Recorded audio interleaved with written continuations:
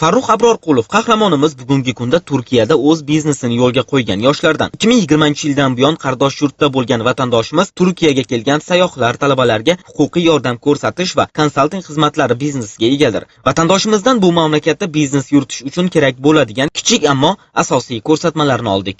Yo'lda asosiy masala qiyinchilik tomoni ma'lum bir muddat eng kamida staj ishlaydigan bir yil xodimni topish bo'lgan.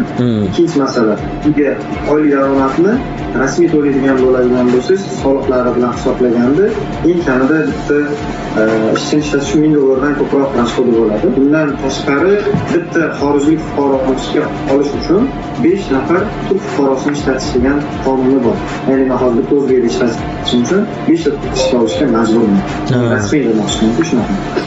5 ta turk ishga olgan taqdirimda ham ushbu turk fuqarolariga har oyda kamida $1000 oylik to'lashga majburman. Yana bir masala, Turkiyada eng ko'p tanlanadigan kompaniya turlari mas'uliyati cheklangan jamiyat va aksiyadorlik jamiyati hisoblanadi. Mas'uliyati cheklangan jamiyatni tashkil etish uchun esa minimal kapital talabi mavjud bo'lib, bu miqdor kompaniyaning faoliyat turiga qarab o'zgarishi mumkin.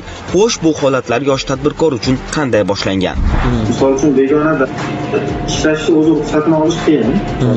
Bir firma misol uchun rasmiy qilib yurityapsiz, buxgalter oldik, ish xodimlar oldik, lekin ularga oylik maoshni rasmiy tarzda to'ladi. Chunki bu juda katta bozor.